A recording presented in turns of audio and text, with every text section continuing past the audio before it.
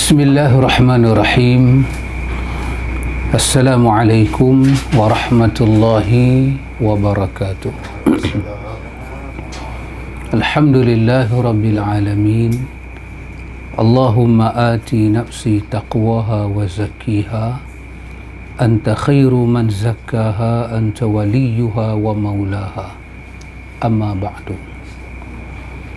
Alhamdulillah, summa alhamdulillah.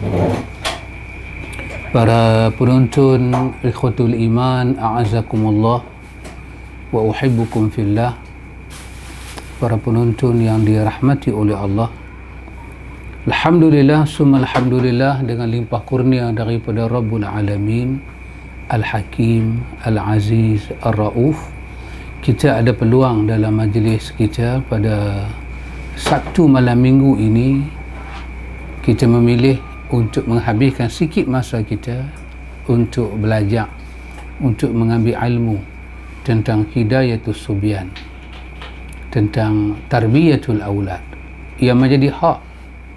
Yang menjadi hak bermakna yang menjadi suatu tanggungjawab, mas'uliyah, yang dibebankan oleh agama ini kepada seorang ibu dan bapa.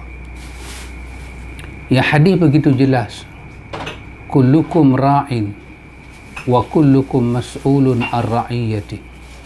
Setiap kita adalah ra'in, penggembala, yakni pemegang amanah, pemegang tanggungjawab, dan kita akan ditanya tentang perkara yang dipertanggungjawabkan kepada kita. Kerana itu kita mengambil sikit masa untuk membenarkan diri kita, jiwa kita, minda kita mengetahui sesuatu tentang tanggungjawab yang mesti kita laksanakan kepada anak-anak. Alhamdulillah, summa alhamdulillah, kita berjalan dari satu siri ke satu siri, sampailah pada malam ini kita telah melihat apakah yang kita nak dedahkan pada anak-anak kita secara asasnya berkenaan dengan ma'rifatullah, tentang ma'rifatuddin, dan tentang tajuk yang kita masuk malam ni adalah ma'rifatun nabi. Ma'rifatun nabi, iaitu kita mengenal nabi kita. Bila kita sebut kenal nabi ini, apa yang kita kena tahu? Kita nak kena bercakap pada anak-anak kita tentang nabi. Jadi bila sebut tentang nabi ini, apa yang kita kena tahu? Apa yang kita kena ma'rifat? Apa yang kita kena kenal? Ma'rifatu Nabiyyina Muhammad salawatullah wa salamuhu alaihi, iaitu kita kena mengenal Nabi kita. Apa yang kita nak kena kenal? Benda yang kita nak kena kenal ini adalah benda yang sangat asas dan mudah. Pertama, kita kena kenal bahawa namanya adalah Muhammad bin Abdullah bin Abdul Muttalib. Cukup dekat itu. Nama dia Muhammad bin Abdullah bin Abdul Muttalib. Abdul Muttalib itu adalah gelaran kepada Tok Wan dia, bin Hashim. Hashim itu juga gelaran kepada bapa kepada Tok Wan dia. Maka dia terkenal dengan nama Hashim, Bani Hashim. Hashim ni pula min Quraisy, daripada Quraisy. Dan kita kena tahu bahawa Rasulullah yang kita panggil dengan nama Muhammad bin Abdullah bin Abdul Muttalib bin Hashim ini, daripada Quraisy ini, dia mempunyai, kita kata, silsilah. Wal Arabu min zuriyati Ismail. Arab itu mempunyai silsilah daripada Nabi Ismail. Nabi Ismail itu Ismail bin Ibrahim Al-Khalil. Ismail bin Ibrahim Al-Khalil. Alaihi wa ala nabiyyina afdalus salah wassalam. Kita tahu takat itu sudah cukup. Sudah cukup bahawa Nabi kita nama dia Muhammad bin Abdullah bin Abdul Muttalib bin Hashim, dan Hashim itu seorang Quraisy, bermangsa Quraisy. Daripada perkataan Hashim itulah Nabi kita terkenal dengan nama Muhammad daripada Bani Hashim. Dan kita kena tahu Nabi kita Muhammad berbangsa Arab. Wal Arab, dan bangsa Arab Nabi kita itu min zuriyati Ismail bin Ibrahim Al-Khalil. Dia daripada Arab yang dinisbahkan kepada Nabi Ismail. Ismail itu anak kepada Nabi Ibrahim, yang Nabi Ibrahim itu mendapat gelaran Al-Khalil, iaitu orang yang mengasihi Allah dan Allah membalas kasih dia. Subhanallah. Dan Nabi kita Muhammad, ikhwan, diberi oleh Allah Ta'ala umur 63 tahun. Tapi ada riwayat kata 65 tahun. Tapi yang selalu dipakai dalam sirah 63 tahun. Dan Nabi kita Muhammad sallallahu alaihi wasallam, ikhwan, daripada 63 tahun itu berjalan umur Nabi sampai umur 40. Maka disitulah bermulanya daripada umur Nabi kita 63 tahun itu, minha arba'una qabla nubuwah. 40 tahun itulah bermulanya nubuwah. Sebelum itu bukan siri nubuwah. Dan Allah Ta'ala bawa episod nubuwah ini lebih kurang selama 23 tahun. Dan akhirnya pada umur 63 tahun baginda wafat pada hari Isnin. Baginda wafat, baginda lahir pada hari Isnin, baginda wafat pada 12 Rabiul Awal, baginda lahir pada hari Isnin, baginda lahir di Mekah, Muhammad bin Abdullah Al-Makki, tapi jenazah baginda disimpankan di bumi Madinah. Kita mengetahui setakat itu sudah cukup. Kita tak tahu yang atas-atas tu pun tidak apa. Ini sesuatu yang mudah kita ingat, nak bagi tahu pada anak-anak kita. Bila kita bagi tahu pada anak kita siapa dia Nabi kita, nama penuh dia Muhammad, nama ayah dia Abdullah, ayah dia Abdullah bin Abdul Muttalib, perkataan Abdullah bin Abdul Muttalib. Abdul Muttalib itu nama gelaran, nama betul dia bukan Abdul Muttalib. Abdul Muttalib bin Hashim. Hashim juga nama gelaran, nama betul bukan Hashim. Hashim dipanggil Hashim sebab bapa pada Tok Nabi ni, bila orang masuk ke Mekah, dia suka koyak roti bagi makan, maka terkenal dengan nama Hashim. Orang siapa itu? Itu Bani Hashim, tu anak keturunan kawan tu, tok depa tu suka koyak roti bagi ke orang. Dia ada nama dia. Dan dia daripada Quraisy, dia berbangsa Arab. Arab itu daripada keturunan Ismail bin Ibrahim Al-Khalil. Dia dilahirkan di Mekah. Dalam umur 63 tahun keseluruhan perjalanan beliau, 40 tahun beliau diangkat, diberi nubuwah dan risalah. Selama 23 tahun episod kenabian dan nubuwah itu berjalan, dan akhirnya beliau berhijrah ke Madinah dan menetap di Madinah, dan beliau meninggal, wafat pun di Madinah, dan jasad beliau disimpan di Madinah di dalam bilik isterinya Khadijah, dalam bilik isterinya Aisyah radhiyallahu anha. Kalau kita tahu takat itu, alhamdulillah. Yang lebih penting daripada itu, kita kena tahu bahawa insan yang bernama Muhammad bin Abdullah ini telah dipilih oleh Allah menjadi Rasul, menjadi Nabi. Rasul bermakna utusan. Kalau Rasul sahaja dengan makna begitu tanpa kita sandar pada perkataan apa-apa, Rasul bermakna utusan. Rasulun bermakna utusan. Kalau plural dia jadi Rusul. Rusul, dia panggil Rusul, jamak taksir, Rusul. Utusan ni apa dia? Ini yang penting. Daripada perkataan Rusul, dia membawa risalah. Dia membawa pengutusan, perutusan. Ada suatu perutusan, artinya ada suatu mesej yang nak disampaikan.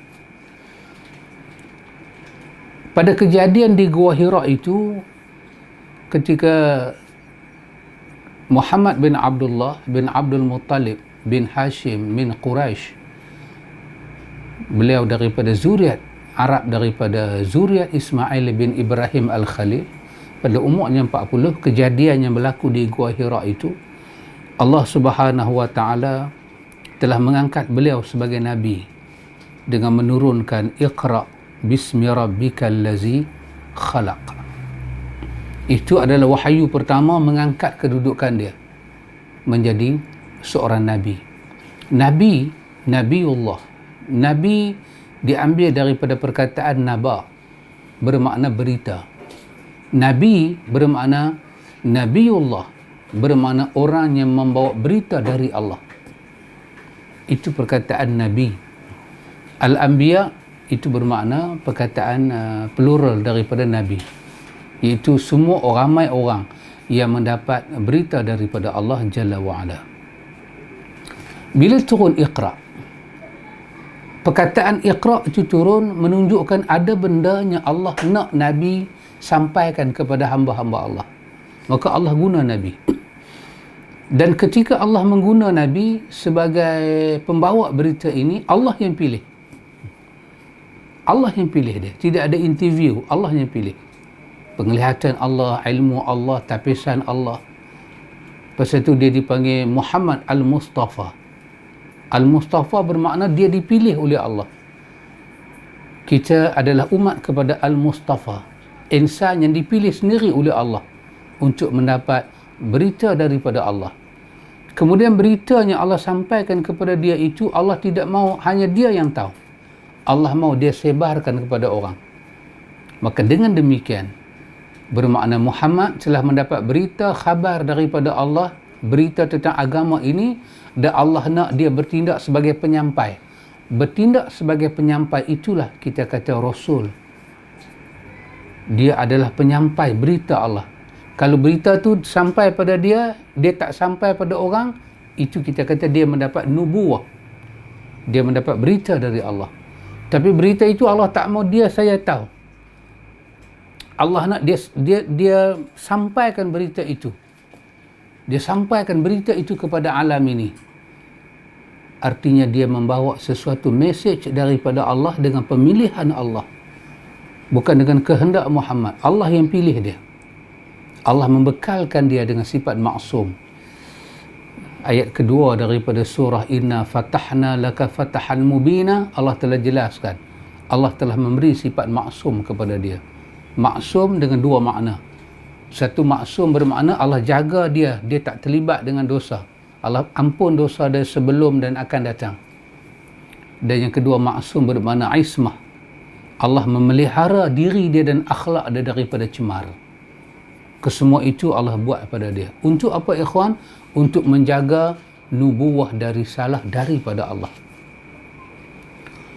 Artinya pada bahagian pertama ini, kalau dapat kita faham, dengan turunnya ayat ya ayyuhal muddathir kum fa'anzir wa rabbaka fakabir, Muhammad bin Abdullah bin Abdul Muttalib bin Hashim, berbangsa Arab Al-Makki ini, dia daripada Nabi turun Iqra, sekarang dia telah naik martabat menjadi Rasul. Sebab Allah menyatakan kum fa'anzir. Apa yang disampaikan kepada dia, dia tak boleh simpan.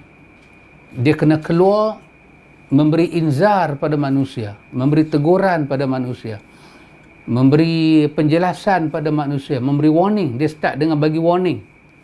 Bagi warning pada manusia setelah diangkat Nabi Isa alaihi salam, hampir 500 ke 600 tahun manusia hidup dengan hawa nafsu. Bagi warning bahawa manusia tidak boleh menyembah selain daripada Allah. Ini adalah kita kata apa dia? Motif daripada kenapa Allah mengangkat Muhammad menjadi Nabi dan Rasul. Untuk menyampaikan perkara yang cukup hakikat ini. Perkara yang cukup besar ini ikhwan. Maka Allah nak daripada ini, Allah katakan kepada dia kum fa'anzir. Allah kata bangkit Muhammad, bangun, berilah anzir, inzar. Wa rabbaka fakabbir.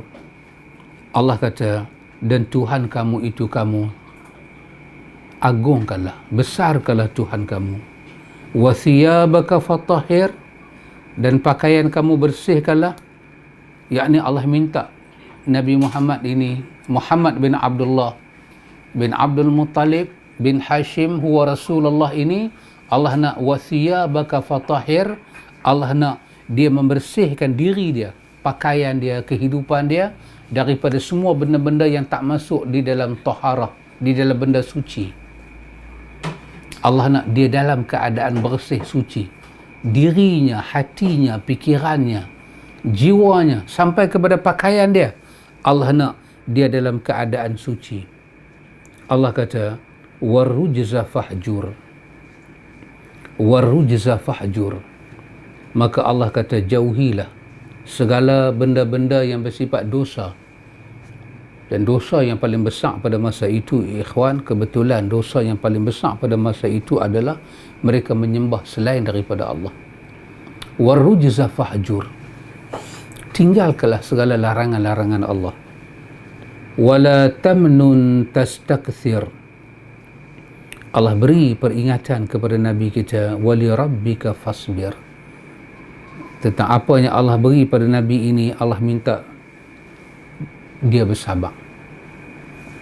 Artinya, ketika umur Nabi kita 40 tahun, Muhammad bin Abdullah bin Abdul Muttalib bin Hashim min zuriyati Ismail bin Ibrahim Al-Khalil ini, ketika umur dia 40 tahun, mencapai 40 tahun, turunnya surah Iqra bismi rabbikal ladzi khalaq, dan kemudian berikutnya turun ya ayyuhal muddathir, maka sempurnalah nubuwah dan risalah. Artinya dalam peristiwa yang jadi dalam keadaan sekelip mata ini, Allah nak mengubah alam ini. Allah nak lantik seorang Rasul dengan pilihan Allah. Alam sebesar-besar macam ni, alam seluas-luas macam ni, daripada benua Arab itu, ikhwan, pada hari Allah turunkan wahyu ni, Allah lantik Muhammad bin Abdullah bin Abdul Muttalib bin Hashim. Allah, pada hari Allah lantik dia, Tuhan telah merancang agama ini, gelombangnya akan sampai ke mana.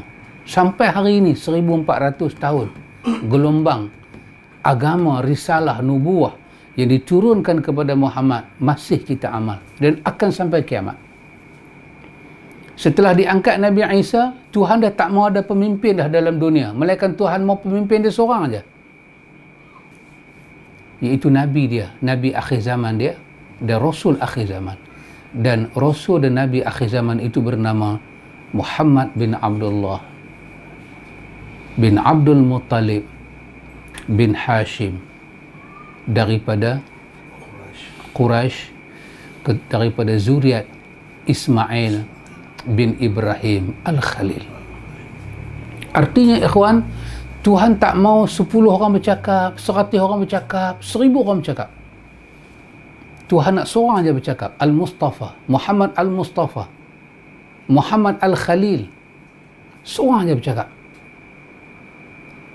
Dan Allah bercakap dengan dia seorang aja. Allah letak kepada dia keseluruh muatan apa yang Tuhan nak. Allah turunkan kepada dia semua kalam Allah. Ya, akhirnya Muhammad bin Abdullah bin Abdul Muttalib bin Hashim Al-Quraisy ini, dia menjadi masdar ummah. Apa makna masdar? Dia menjadi tempat rujukan ummah, tempat ambilan ummah. Maka Allah meletakkan satu garis panduan pada surah Al-Hasyr. Allah kata, wa ma atakumur rasulu fakhuzuhu wa ma naha anhu fantahu. Apa yang Rasul itu beri pada kamu, itu yang kamu ambil. Apa yang dia larang, itu yang kamu jauhi. Subhanallah, ikhwan. Pedoman ayat ini begitu dahsyat. Cuba kita tengok kepada bahasa dia. Wa ma atakumur rasul. Perkataan dia ata. Ata ni fi'il madhi. Wa ma ata, apa yang telah datang. Sedangkan kita ni, ikhwan, tak tahu apa lagi. Tapi agama ni Tuhan sifat dia telah datang, dia bukan akan datang, telah datang. Bila kata agama ni telah ada, Allah guna fi'il yang dah jadi. Macam awal daripada surah An-Nahli, Allah bercakap pasal kiamat, Allah guna fi'il madhi. Allah kata ata amrullah, telah datang urusan Allah, dia guna fi'il madhi. Kiamat tak main lagi. Untuk menyatakan manusia tak payah fikir pasal kiamat, kerana kiamat akan datang dan setiap benda yang akan datang sifat dia dekat. Maka Allah guna fi'il madhi. Allah kata telah datang kepada kamu kiamat, telah datang kepada kamu Rasul. Wahai masa Rasulullah diutuskan, kita tak ada lagi. Tapi Allah kata agama telah ada, risalah telah ada, nubuah telah ada, utusan aku telah ada. Ikhwan, ini jangan main-main ikhwan. Dalam ilmu tasawur, dia guna perkataan apa? Dia guna perkataan ini adalah durusul muhimmah. Ini adalah pelajaran yang cukup penting untuk kita tahu kenapa Allah menggunakan ayat begini untuk bagi tahu benda dah ada. Saya jemput Pak Da, semua main makan kenduri rumah saya. Pak Da kata, nak masak apa? Saya kata, makanan dah ada. Maksudnya apa? Pergi makanlah, dah ada. Masa perjalanan duk fikir jumpa orang jual ikan tepi jalan nak beli ikan, makanan dah ada. Memang dah ada, tapi kami tak tengok lagi lah, kita tak pergi lagi ke dia. Tapi dia ada tak?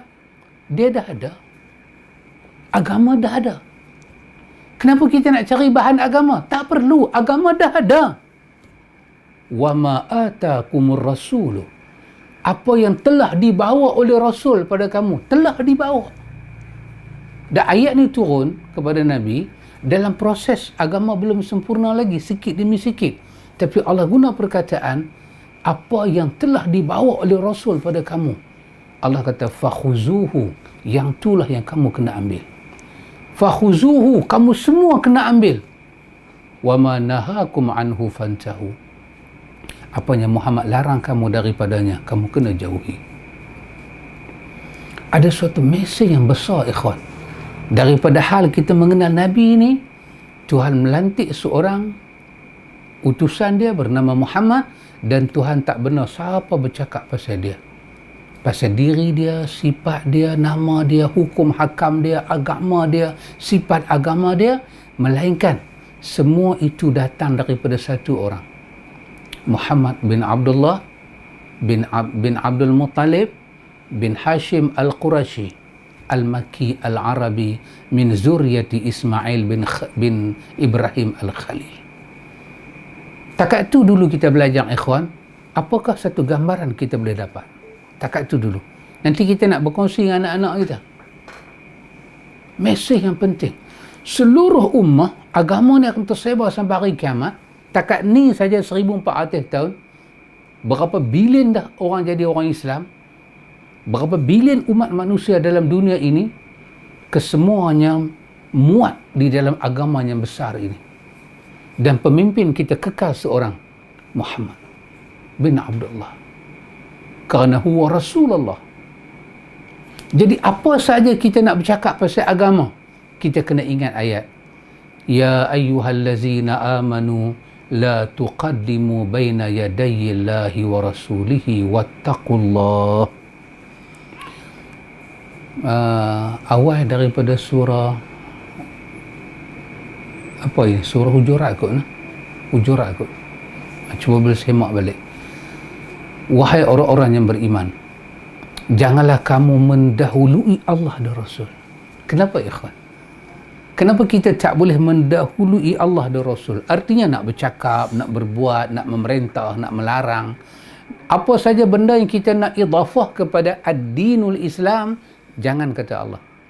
Kerana Allah telah menghantar seorang Rasul pada kamu. Dan bila Allah hantar, pada ayat berikutnya Tuhan kata, ya ayyuhallazina amanu la tarfa'u aswatakum fawqa sautin nabi. Wahai orang yang beriman, jangan kamu angkat suara kamu di atas suara Nabi. Subhanallah ikhwan. Apa ini ikhwan? Ini peradaban kita mengenal agama dan mengenal utusan Allah. Kita nak kenal agama dan kita nak kenal utusan Allah Jalla wa'ala. Subhanallah ikhwan. Subhanallah. Bila kita tak kenal agama ini daripada jalan yang betul, ikhwan, kerana itu kita selalu nak campur tangan. Kita tak sedar tindakan kita campur tangan, kita bercakap sesuatu yang tak ada asal dalam agama, sebenarnya kita meletakkan diri kita di mana? Lepas diangkat Nabi Isa, alam tidak ada Nabi. Sepi. Siapa berani cakap pasal agama? Orang bercakap pasal agama berdasarkan saki-baki pengetahuan mereka tentang agama-agama dulu. Berdasarkan agama Injil sikit, agama Taurat sikit. Sikit-sikit tu, Tuhan biar saya tak ada Nabi dunia ni.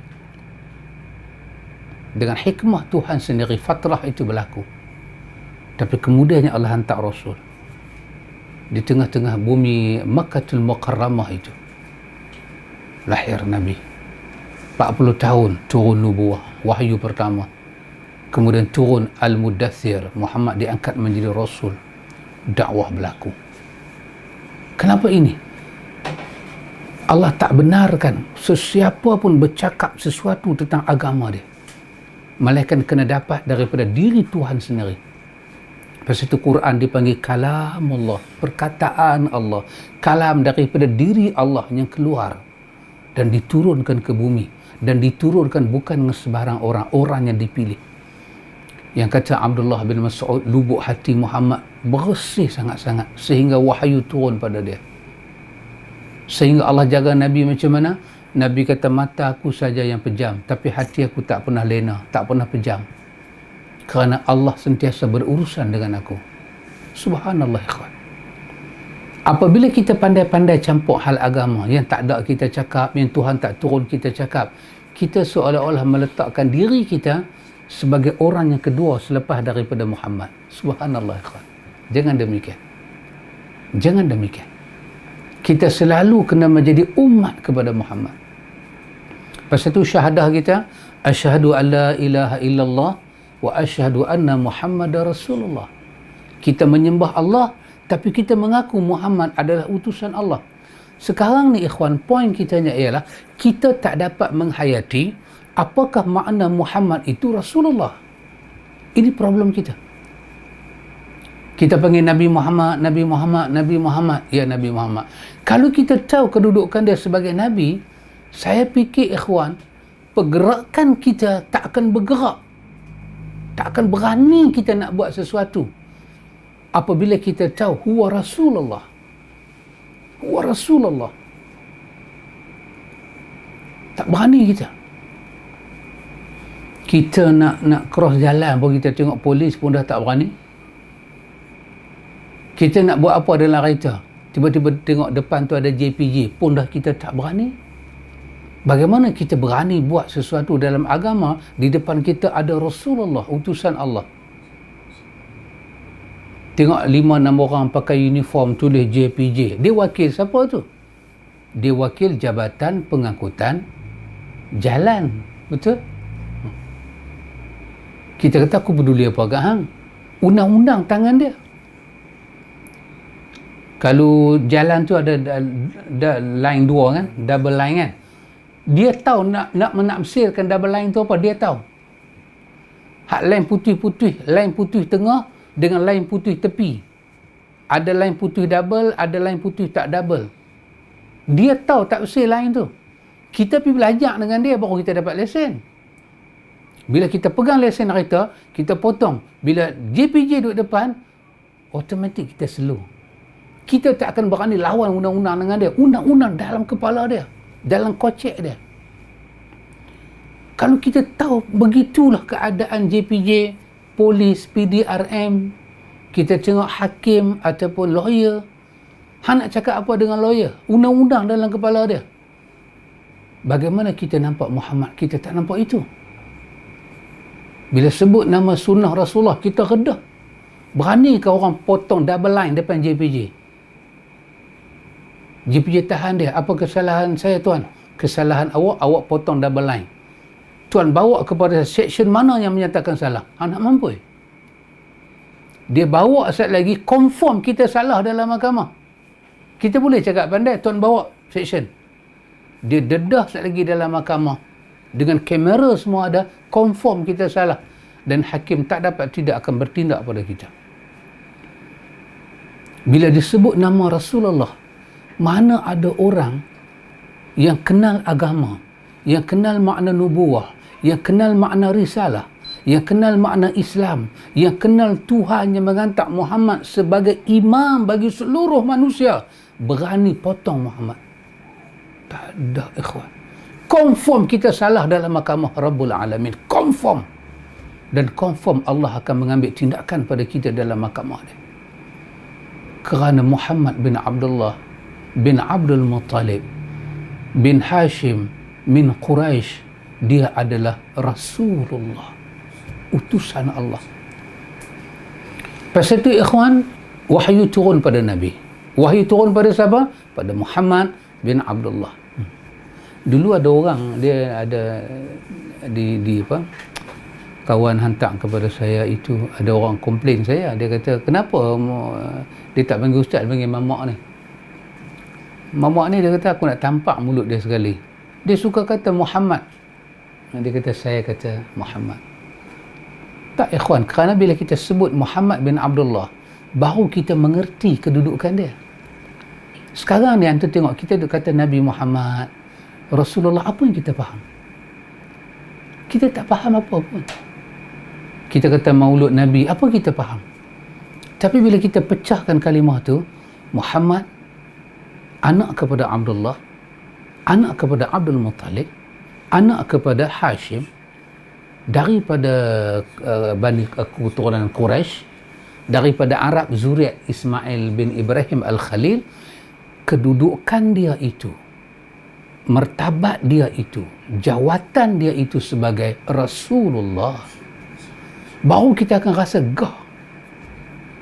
Baru kita akan nampak betapa besarnya insan yang bernama Muhammad bin Abdullah huwa Rasulullah. Kita tak boleh langgar. Sekarang ni siapa Rasulullah kita? Rasulullah itu nama jawatan. Siapa dia Rasulullah? Muhammad bin Abdullah. Kenapa kita panggil Muhammad bin Abdullah wa Rasulullah tu nak jadi biadab pula? Itulah masalah kita, ikhwan. Kita tak kenal bicara. Muhammad bin Abdullah bin Abdul Muttalib bin Hashim min Quraisy min Arab. Arab itu min zuriyati Ismail bin Ibrahim Al-Khalil. Huwa Rasul. Baru huwa Rasulullah. Kerana itu, ikhwan, bila Allah hantar Rasulullah kepada kita, siapa dia? Muhammad bin Abdullah. Muhammad bin Abdullah. Allah nak Muhammad bin Abdullah sebagai Rasulullah ini pimpin kita bertemu Allah. Asyhadu an la ilaha illallah wa asyhadu anna Muhammadar Rasulullah. Dipimpin kita. Pasal itu bila kita balik pada kalimah syahadah itu menjadi wiqayah. Dia pelindung kita, dia pagar kita, step kita. Takat mana kita nak hidup, takat mana kita boleh break, kita tengok pada Muhammad. Takarub diri kita kepada Allah, kena ambil Muhammad, lihat Muhammad. Bila Allah turunkan wahyu kepada Muhammad bin Abdullah, cuba tengok wahyu. Apa makna wahyu? Kalau saya pakai perkataan Melayu ni, wahyu dia adalah suatu momen. Melayu panggil apa? Dia suatu momen, suatu suasana. Sesuatu daripada Tuhan turun kepada Muhammad bin Abdullah. Kerana dia telah diangkat oleh Allah menjadi Rasul Allah, Nabi Allah. Suasana itu, kadang-kadang suasana itu berlaku. Macam kita kata demam, saya demam, sejuk ketak badan. Ketak badan itu adalah suatu momen daripada isi dalam badan tu. Isi dalam badan apa? Kadang panas, tapi panas ke arah sejuk. Sejuk dalam. Kadang-kadang sejuk luar, panas dalam. Kadang-kadang panas di luar. Keadaan kita ketak-ketak, keadaan kita sejuk, itu dipanggil momen. Momen orang demam. Wahyu adalah suatu momen, suatu keadaan, iaitu kejadian di mana malaikat daripada langit turun kepada Nabi membawa sesuatu. Maka setiap kali wahyu turun, momen itu terjadi, dia mesti ada isi wahyu. Isi wahyu itu apa dia? Isi wahyu itu nak habang ini kena buat, ini tak boleh buat. Itu isi wahyu. Yang isi wahyu tu orang tak panggil wahyu. Wahyu tu momen isi dia nak diturunkan. Wahyu tu isi dia dipanggil muha. Muha bermakna isi. Sebab wahyu turun nak bawa muha. Muha ni apa dia? Muha ni kalau dalam bahasa diterjemah dengan makna i'lamus syariah. Pengiklanan syariat, muatan syariat. Maka wahyu itu adalah proses nak menurunkan muha, inti syariat. Inti syariat itu apa dia? Kalamullah. Yang ada dalamnya larangan, ada dalamnya suruhan buat itu, larang buat itu. Yang itulah dipanggil syariat Islam. Maka syariat Islam dipanggil muha. Kalau wahyu kita selalu katakan Rasul dapat wahyu. Apa? Dalam surah An-Najmi dikatakan wa ma yantiqu 'anil hawa in huwa illa wahyun yuha. Wahyun yuha. Nabi kata aku tak bercakap dengan hawa nafsu, melainkan setiap benda yang aku cakap ni ada momen wahyu turun pada aku. Ada momen malaikat akan turun pada aku membawa isi wahyu, muha, pengiklanan syariat. Ikhwan, orang yang nak dapat pengiklanan syariat ini adalah orang yang cukup besar dan istimewa. Dia mendapat kepercayaan Tuhan. Allah percaya dengan kejujuran hati dia, lisan dia, fikiran dia. Muhammad bin Abdullah bin Abdul Muttalib bin Hashim telah mendapat kepercayaan daripada Rabbul Alamin untuk membawa, untuk menanggung bebanan wahyu ini. Proses wahyu itu turun berat. Disebut dengan inna sanulqi alaika qawlan thaqila. Kami turunkan kepada engkau Muhammad qawlan thaqila, perkataan yang berat. Masa wahyu itu turun penuh dengan muha, isi dia berat. Berat sangat-sangat. Kadang-kadang suasana sejuk Nabi berpeluh. Kerana nak turun satu-satu kalam Allah Ta'ala. Ikhwan, apabila kita faham ini dahulu sebelum kita faham benda lain, kita akan nampak step dia. Di mana jalan agama ini. Bahawa semua orang boleh bercakap tentang agama, akhirnya semua orang bercakap pasal agama itu penapih dia Muhammad bin Abdullah.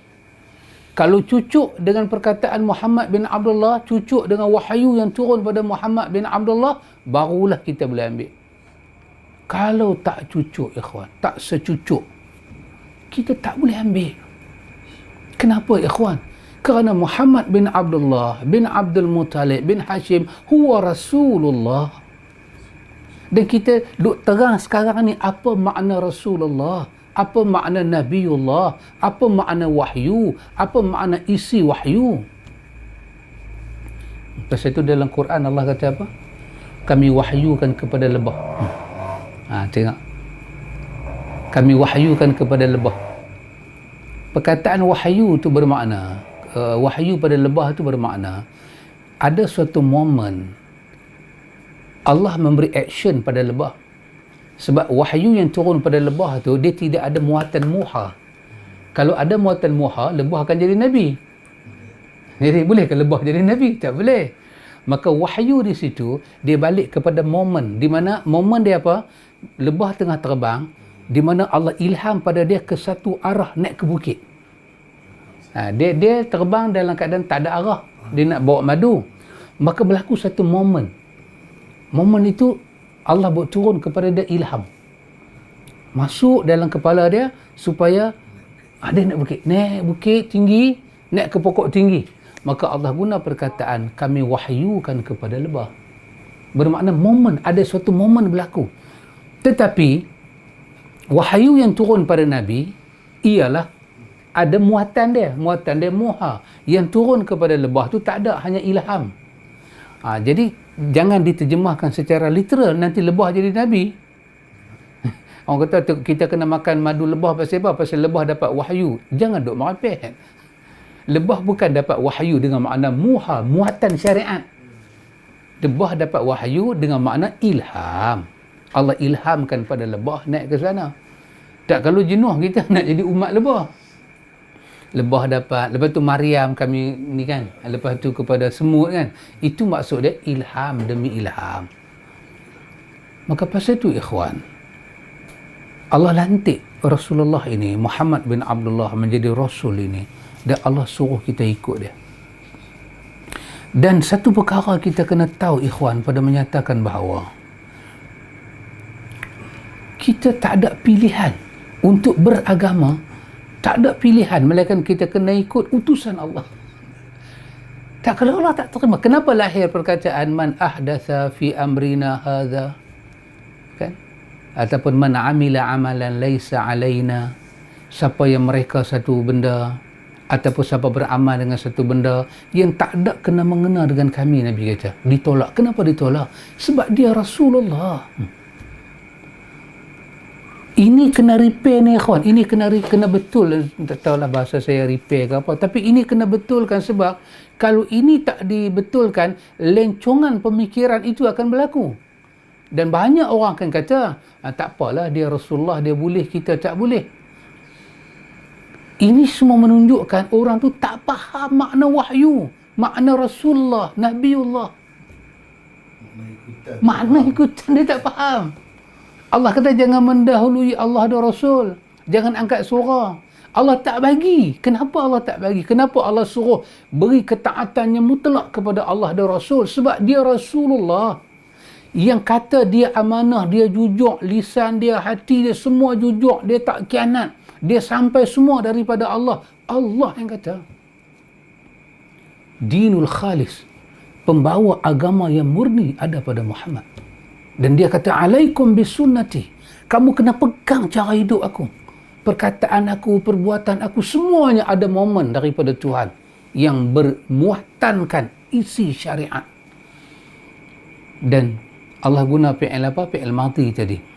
Apa yang telah datang pada Rasul, kamu kena ikut, ambil. Dan macam mana kita nak lencong ni, ikhwan? Jadi, kenapa Allah kata, laqad kana lakum fi rasulillahi uswatun hasanah? Tali temali dia di sini. Di sini.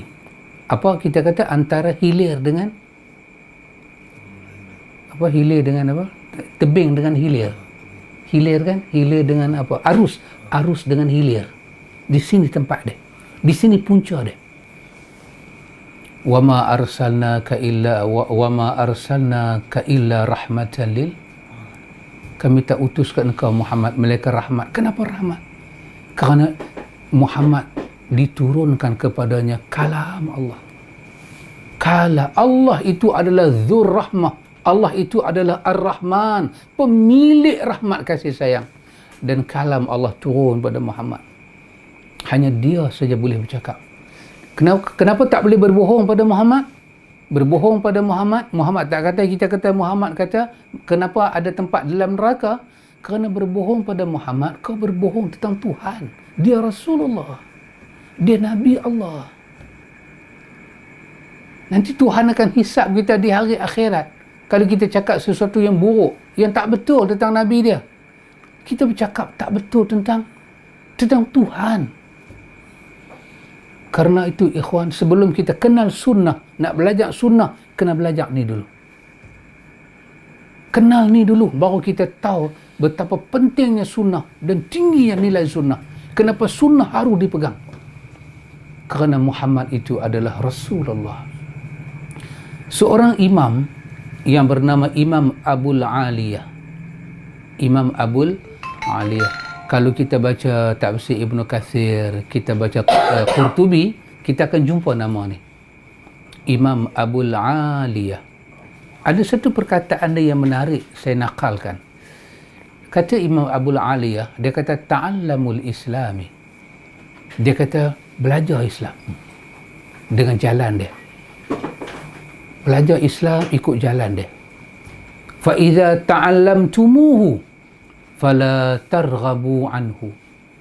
Apabila kamu belajar Islam, pastikan, tengok, belajar Islam, pastikan dalam diri kita tak sampai pada peringkat kita benci dengan Islam. Bila kita belajar Islam, kita tak boleh nampak Islam ni punya gambaran, punya rangka, tak nampak, salah. Ataupun kita belajar sampai kita rasa beban, susah, pun salah. Kita belajar Islam. Alaikum bisiratil mustaqim fa innahu al-Islam. Kamu kena sentiasa duduk atas jalan yang lurus, kerana jalan yang lurus itu adalah Islam. Kata dia, janganlah, dia kata, wala tanharifu anis sirati yaminan wala shimalan. Janganlah kamu terpedaya, tergelincir, kamu dibawa ke jalan yang kanan atau jalan yang kiri, kamu meninggalkan jalan yang lurus ini. Wa alaikum bisunnati nabiyyikum. Dan ke atas kamu mesti ada di atas jalan Nabi kamu. Kita tengok perkataan ulama dulu. Bila dia sebut sunnah Nabi kamu, sebut sunnah Rasul kamu. Subhanallah. Untuk perkenal bahawa sunnah tu bukan benda kecil. Sunnah tu sunnah Rasulullah, Nabiullah. Dia tak akan jadi sunnah kalau tidak ada endorsement daripada Allah kepada Rasul. Dia kata, iyyakum wa hazihil ahwa. Hati-hatilah kamu dengan jalan hawa nafsu. Ibn Qayyim kata apa? Dia kata, al-amru amrain la thalithuhuma. Dalam kitab dia A'lamul Muwaqqi'in, dia kata urusan ada dua, tak ada tiga. Sama ada urusan ittiba'ul huda atau ittiba'ul hawa. Sama ada mengikut petunjuk Muhammad atau meninggal petunjuk Muhammad, ikut diri sendiri. Ikut petunjuk Muhammad atas hidayah, ikut diri sendiri atas kesesatan. Urusan cuma ada dua, tak ada yang tiga. Subhanallah, ikhwan. Jadi pelajaran yang sampai pada kita ni tentang kita kenal Nabi ni, ikhwan. Alhamdulillah, kita ada buku yang besar ditulis oleh Imam Abu Isa At-Tirmizi yang bernama Syama'il Muhammadiyah, tentang potret Rasulullah daripada rambut sampai tapak kaki. Alhamdulillah. Tapi kalau buku tu dibaca, ini kita tak ada. Buku tu tidak boleh membawa sesuatu baik pada kita. Akhirnya yang kita puja apa dia? Rambut. Kita kata syal ni macam selendang, rida, serban, jubah, janggut. Tetapi kemuliaan seorang Rasul kita akan hilang. Akan hilang. Yang kita tak akan tahu apa beza wahyu dengan muha. Kita tak akan tahu beza apa makna Nabi, apa makna Rasul. Nabiullah, Rasulullah. Muhammad ditaati bukan kerana selendangnya. Muhammad diikuti bukan kerana bajunya. Muhammad mesti diikuti, dipegang jalannya, bukan kerana kita kata apa? Aksesori ni. Muhammad tidak boleh ditinggalkan kerana huwa Rasulullah. Rasulullah itu pangkatnya, ikhwan, jawatannya, tingkatan, martabat, harakat, makamnya di sisi Allah. Bukanlah sesiapa yang tak pakai serban, Muhammad pakai serban, dia salah, dah. Tetapi sesiapa tidak bersunnah dengan sunnah Muhammad, dia salah, ikhwan. Pasal tu perkataan imam yang terkenal, Sa'id bin Musayyab, itu betul. Dia tegur hamba Allah tu pergi semayang waktu pagi kan, dengan semayang apa? Main subuh kan, banyak lepas subuh duk semayang. Dia tu kata takkan semayang pun Tuhan marah, takkan semayang pun masuk neraka. Jawapan imam besar ini betul.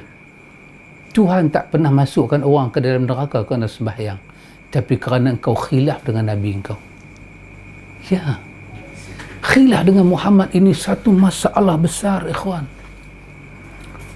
Pasal itu kita tak akan dapat tahu kedudukan sunnah tu macam mana kalau yang ni tak lepas. Kita kena tengok kenapa Allah letak Muhammad Rasulullah asyhadu an la ilaha illallah wa asyhadu anna Muhammadar Rasulullah. Kenapa Allah letak kedudukan Muhammad Rasulullah? Tengok ikhwan, dalam siri pendidikan yang kita duk belajar ni ikhwan, dalam tarbiyatul aulad ini, penulis menyebut kepada kita ikhwan, bila kita tahu kedudukan Rasulullah,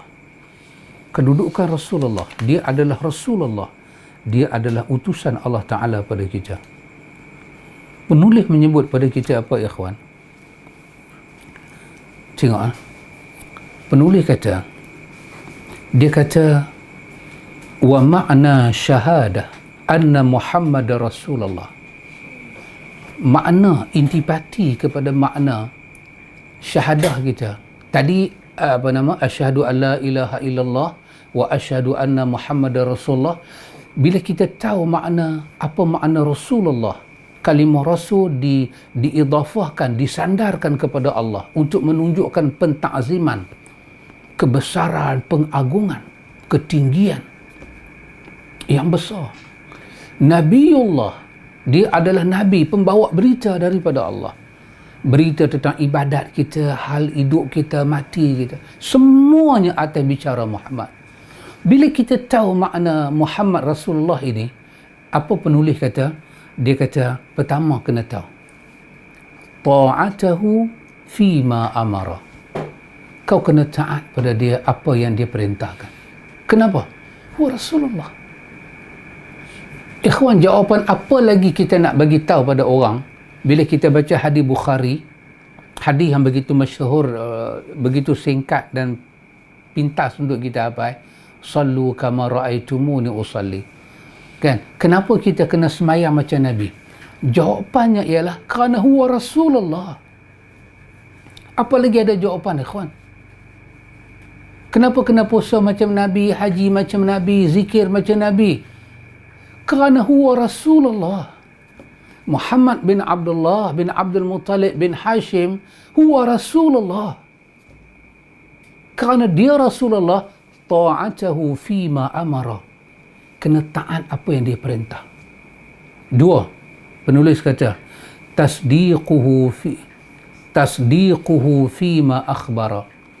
Kena percaya dan membenarkan semua cerita dia. Akhbarah, apa yang dia sampai pada kita, dia beritakan pada kita, semua percaya. Kenapa tak percaya? Huwa Rasulullah. Kalau tak percaya pada Rasulullah, secara logikanya ialah kita bermasalah dengan berita Tuhan. Sebab dia Rasulullah. Yang dia cerita itu semua apa yang Tuhan bagi tahu pada dia. Yang ketiga,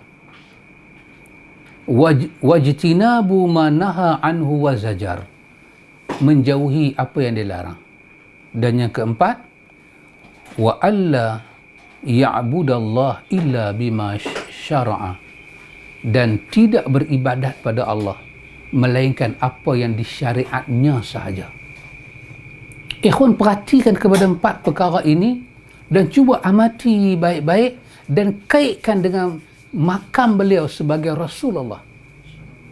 Siapakah berani melawan seorang Rasulullah, utusan Allah? Siapa berani ikhwan? Siapa berani kata ya pada benda yang Rasulullah kata dah? Siapa yang berani kata boleh padahal Rasulullah kata tak boleh? Dia itu Rasul Allah. Allah yang mana? Allahul ladzi khalaqas samawati wal ard, yang menjadikan langit dan bumi. Semua ni kita menumpang Tuhan. Kenapa dia bercakap? Kita kena dengar. Kita kena percaya. Dia larang, kita kena jauhi. Nak beribadat, tak boleh bikin sendiri, melainkan kena ambil daripada yang dia ajak saja. Kenapa? Kerana huwa Rasulullah. Kenapa kena semayang macam Nabi? Huwa Rasulullah. Fa innahu huwa Rasulullah. Sesungguhnya Muhammad bin Abdullah huwa Rasulullah. Kenapa Allah marah dengan bangsa-bangsa Quraisy yang mereka tak ikut Rasulullah? Kerana huwa Rasulullah.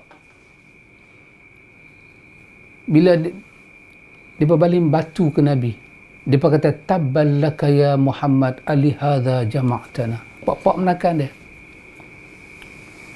Tabballaka ya Muhammad. tabbal laka ya Muhammad, celaka engkau Muhammad, alihadza jama'tana, kerana ni kau himpun kami nak beritahu kau Rasulullah, nak beritahu berita akhirat, sembahan kami tak betul, ada penghisapan dalam kubur.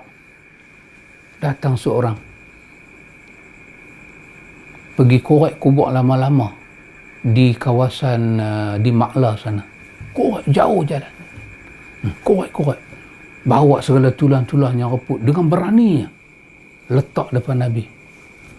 Dia kata, Muhammad, segala tulang belulang yang hancur-hancur ni, inikah yang kau kata Tuhan kau akan bangkitkan balik?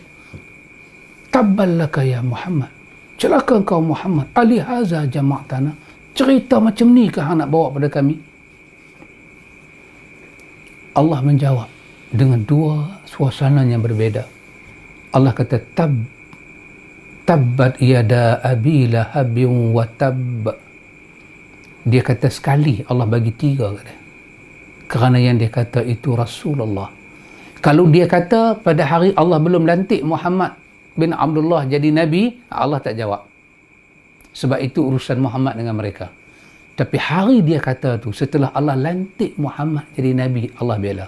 Allah bela Rasul dia, Nabi dia. Tabbat yada abi lahabin wa tabb. Tabbat yada satu, abi lahabin wa tabb dua, jumlah khabariyah ayat 3. Allah kata sebenar-benar celaka adalah Abi Lahab. Sememangnya dia celaka dan dia pasti akan celaka. Subhanallah. Kenapa? Kerana huwa Rasulullah. Tak boleh cakap lebih kurang pada Rasulullah. Tak boleh tentang ajaran Rasulullah. Bila Rasulullah dah ajak solat lagu ni, kita tak boleh bikin cara lain, ikhwan. Pasal itu dalam ilmu ni dikatakan hujah, dalil penting. Kita tidak boleh bawa dalil bercanggah dengan Rasulullah. Kita akan susah, ikhwan. Kerana agama ini dibina di atas dua kalimah syahadah. Asyhadu an la ilaha illallah wa asyhadu anna Muhammadar Rasulullah. Muatan dia, Muhammad itu Rasulullah. Muhammad itu Rasulullah, utusan Allah. Dia ditaati, dia dibenarkan, dijauhi larangannya, dan tidak boleh kita pandai-pandai beribadat pada Allah melainkan dengan benda yang dia syariatkan sahaja. Allah jawab dalam surah Yasin. Allah kata, wa daraba lana mathalan wa nasiya khalqah. Qala man yuhyi al-'izam wa hiya ramim. Allah kata pada orang ni yang letak tulang-tulang orang mati ni, Allah kata, wa daraba lana mathalan. Mereka bawa contoh pada kami. Wa nasiya khalqah. Mereka lupa asal kejadian mereka, siapa yang buat. Qala man yuhyi al-'izam. Dia bertanya kepada Rasul kami, siapa yang akan menghidupkan balik tulang-tulang yang dah reput ni? Wa hiya ramim, setelah dia reput. Qul yuhyiha alladhi. Katalah, yuhyi, yang akan menghidupkan dia balik, alladhi, yang telah menciptakan kamu awwala marrah, yang telah menciptakan kamu pada ciptaannya mula. Maka Tuhan itulah yang akan hidup balik. Setiap kali cercaan pada Rasul dia bela, ikhwan. Pasal itu, ikhwan, kalau kita baca Riyadhus Salihin pun, kita baca Bukhari ke, kita baca kitab-kitab hadis mana, ikhwan, kalau kita tidak tahu makna Rasulullah, Nabiullah, kita akan sangkut dalam nak mengamalkan ajaran Muhammad. Kita tak boleh nampak kebesaran dia. Subhanallah, ikhwan. Pasal itu penulis ini, Hidayatus Subyan ini, muqaddimah yang dia bawa pada kita, Tarbiyatul Aulad ini, cukup mustahak, ikhwan. Kenal asas agama. Daripada ma'rifatullah, ma'rifatul dinul Islam bi'adillati, sampailah ma'rifatu Nabi sallallahu alaihi wasallam. Tang Nabi perjalanan keseluruhan dia, tak mana juzuk yang kita kena betul-betul kenal, iaitu pada risalah dan nubuah. Namanya Muhammad bin Abdullah bin Abdul Muttalib bin Hashim, daripada Quraisy, Arab, daripada zuriat Ismail bin Ibrahim Al-Khalil, Apakah martabat dia? Nabiullah, Rasulullah. Di situlah kita bermula. Baru kita boleh nampak agama ini apa. InsyaAllah ikhwan, kita akan berbincang lagi tajuk ini untuk berikutnya. Ada perkara yang saya nak sampaikan lagi dalam tarbiyatul aulad. Itu yang kita kena sampaikan kepada anak-anak kita. InsyaAllah ikhwan, berjumpa kita pada malam minggu yang akan datang. InsyaAllah kita menghabiskan ujung-ujung tahun ini dengan kita belajar satu dua perkara. Mudah-mudahan membawa kebaikan pada diri saya dan kebaikan pada kita semua. InsyaAllah wa ila liqa, hayakumullah, barakallahu fikum. Temu janji kita pada minggu hadapan, Sabtu malam minggu. Subhanakallahumma wa bihamdika, asyhadu an la ilaha illa anta, astaghfiruka wa atubu ilaih. Wassallallahu ala nabiyyina Muhammad walhamdulillahi rabbil alamin.